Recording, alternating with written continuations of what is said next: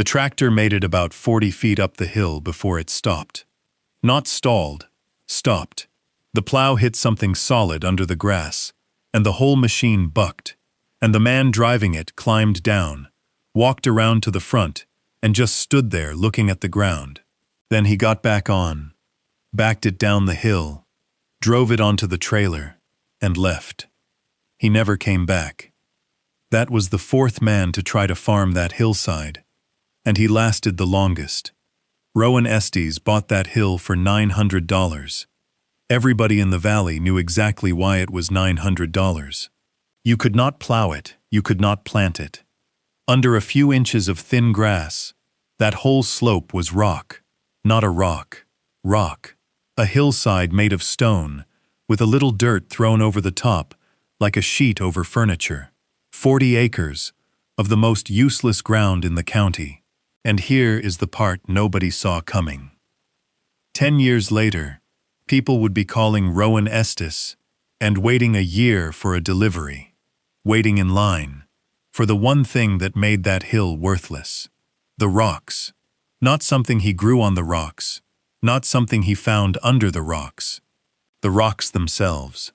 The exact stone that broke 4 tractors and emptied that hillside of every farmer who ever tried it.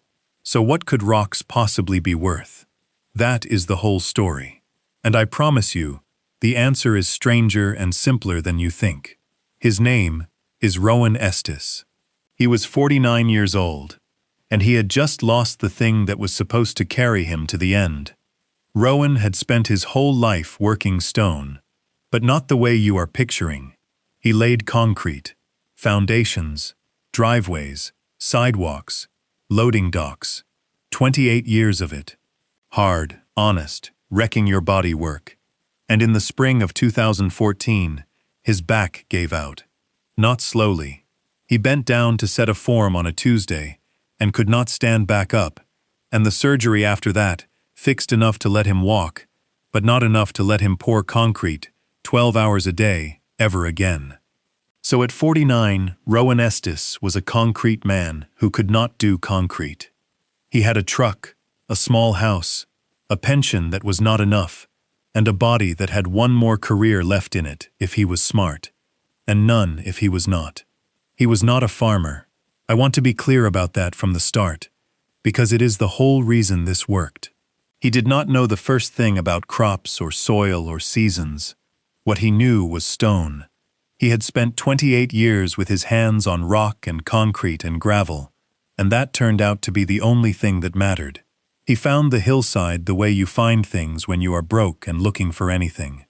County land listings. 40 acres. Up on the ridge. $900. $900 for 40 acres. Land does not cost that. So Rowan drove out to see what was wrong with it. The whole valley knew that hill. They called it the Tin Roof, and nobody could quite tell him why, except that the name was older than any of them. It had been for sale, on and off, for 30 years. 4 different men had tried to farm it since the war, and every one of them had walked away. The last one, a dairy farmer named Cobb, had gotten a brand new tractor stuck on it in 1991, and told everyone at the feed store it was the worst mistake he ever made. Because here is the thing about that hillside, and it is the thing the whole story turns on. It was not dirt with rocks in it. It was rock with a little dirt on top. A glacier had done it, 10,000 years back. It had ground its way down that valley, and it had shoved a whole ridge of broken stone up into a pile, and then melted and left. The dirt that blew in on top of it over the centuries was maybe 4 inches deep. Under that, solid fractured rock, all the way down. You cannot farm that. A plow needs to go 6, 8 inches into the earth. On the tin roof, a plow goes 4 inches and hits a wall, and the wall wins. Every time. It had broken plowshares, snapped axles, and thrown one tractor onto its side. So for as long as anyone could remember, that 40 acres had been good for exactly nothing. You could not plant it. You could not build a house on it, because you could not dig a foundation or a septic field. You could not even run cattle on it well, because the grass was so thin. That is what Rowan Estes bought for $900, and he bought it knowing every bit of that. He walked the whole slope first. He dug at it with a spade and hit stone at 4 inches, exactly like they said. He knew precisely what he was buying. His neighbors thought he had lost his mind. A man named Del Huntz, who ran a real farm down in the valley, said the thing that got repeated for the next 2 years. He said, "The concrete fella bought the tin roof.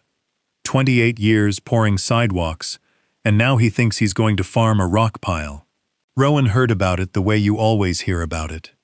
Somebody told him at the hardware store, grinning, expecting him to laugh along. He did not laugh. He drove up to his hill that evening and sat on a rock and looked out over the valley until it got dark. He did not have a plan yet. I want to be honest about that.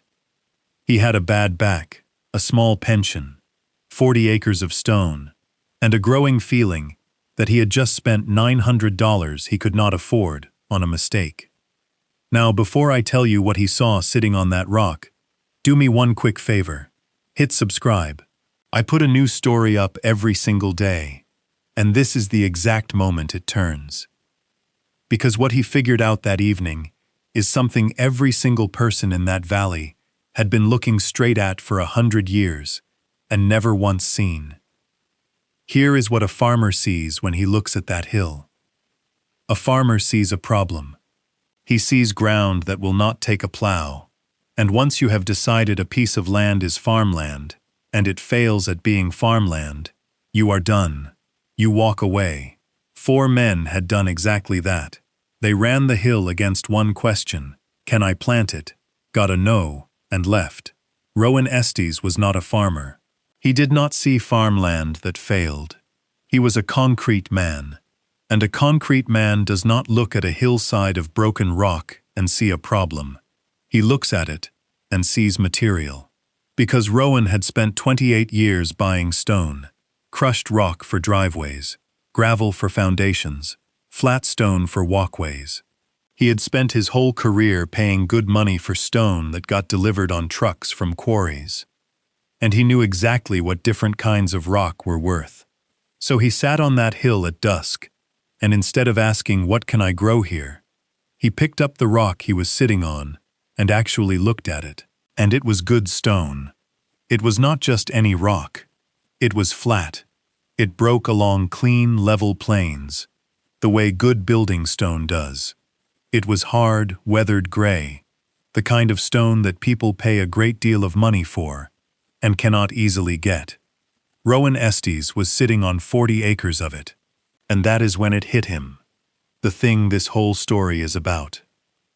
The reason that Hillside was worthless as a farm was the exact reason it was valuable to him. The rock was the problem for a farmer.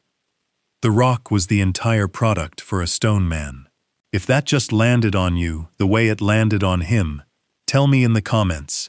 Has your whole life of work ever turned out to be the exact thing a situation needed, right when you thought it was useless? I read every one of these. Some of them turn into the next story on this channel, because Rowan now knew what he had. And knowing what you have is only the beginning. He needed to find out if he was right. So the next week, he pried loose a truckload of the flat stone by hand, loaded it up, and drove it to the one place he knew would tell him the truth. A landscape supply yard on the edge of the city. The kind of place that sells stone to builders and designers. He backed his truck up and asked the man what he would give for it. The man walked over, picked up a piece, turned it in his hands, ran his thumb along the clean, flat break. He tapped 2 pieces together and listened to the sound. He looked at the weathered gray face of it, the color you cannot fake, the color that only comes from a stone sitting out in the weather for 1,000 years. And then he asked Rowan a question that changed everything.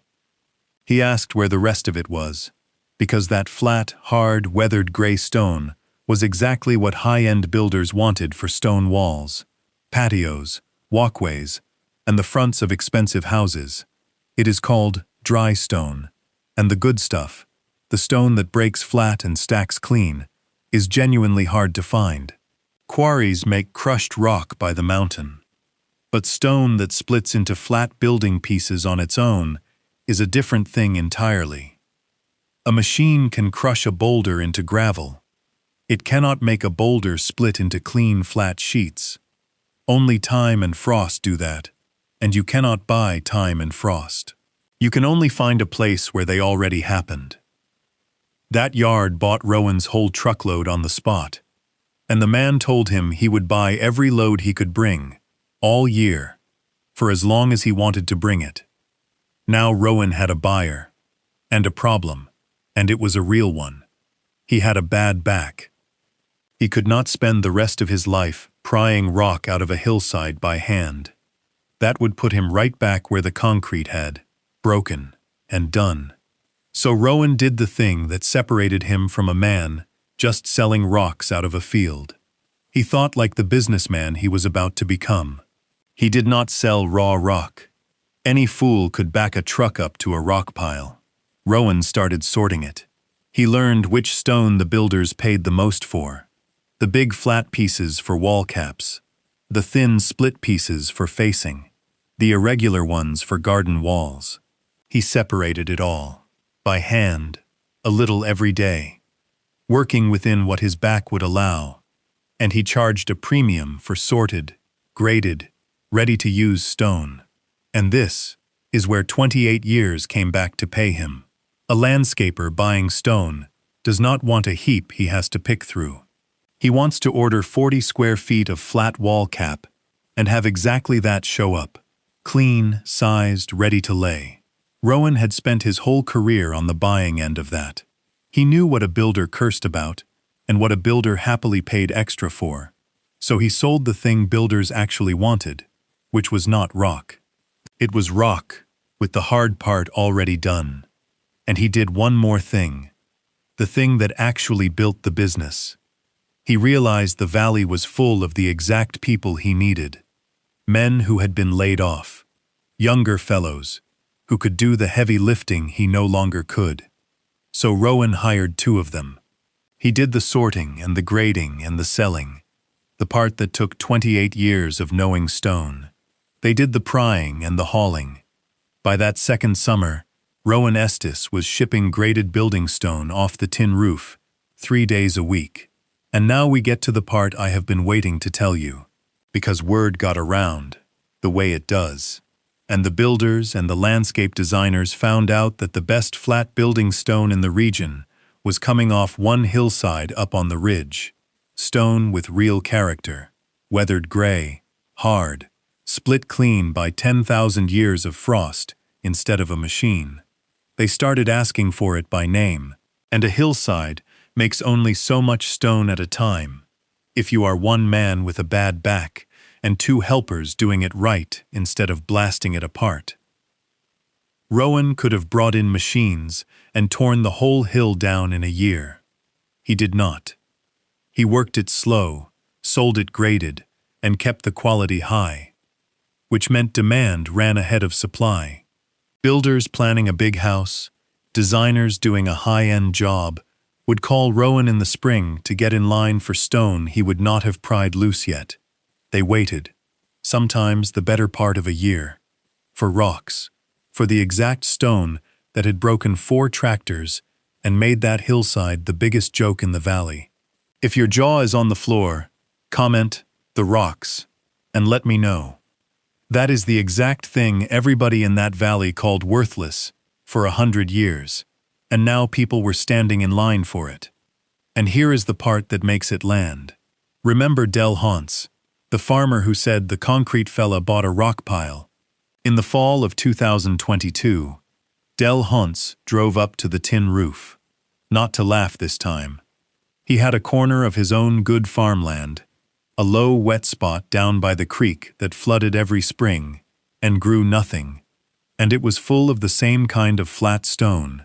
He came to ask Rowan how a man might sell rocks, and Rowan told him, all of it, which yard to call, how to sort it, what the flat pieces were worth versus the irregular ones. He did not gloat. Several people who know him say the strangest part of the whole thing is that Rowan never once brought up the joke. By 2024, Rowan Estes was moving graded stone off that hillside as a real business, with a waiting list of builders, and a couple of steady employees, and a body that was still in one piece, because he had built the whole thing around not destroying it. There is a single flat gray stone sitting on the desk in his office. It is the first one he ever pried loose, the one he was sitting on that evening at dusk, when he turned it over in his hands and finally looked at it. It is worth about $4. He has been offered real money for the whole hillside twice, and both times he said no, and he keeps that one $4 rock on his desk where he can see it, because it is the rock that told him what he was sitting on. Here is what I want you to take from this. Nobody lied to Rowan Estes. That hillside genuinely is terrible farmland. Every farmer who looked at it and walked away was right. You cannot plow it. You never will. The 4 men who broke their tractors on it were not fools. They were correct. They were all answering the same question.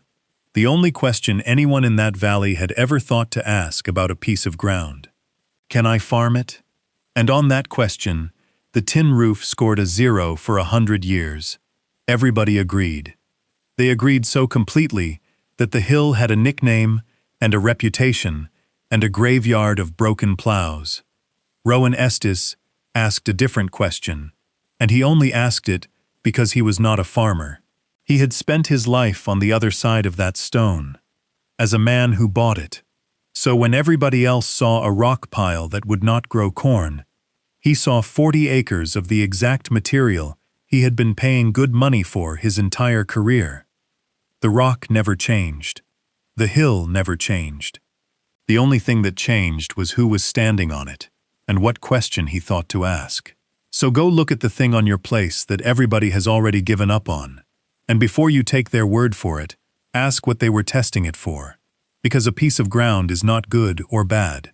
It is only good or bad at one specific thing. And almost nobody ever stops to ask whether that is the only thing it could be. So tell me down in the comments, what is the thing on your place that everybody calls worthless? I read every single one. Some of them become the next story here. And if you made it this far, you already know what to do. Subscribe. There is a new one every day. Tomorrow, a man is handed a dried-up creek bed everyone told him was dead ground, and the one thing living in it turns out to be worth more than the farm around it. You are going to want to be here for that one.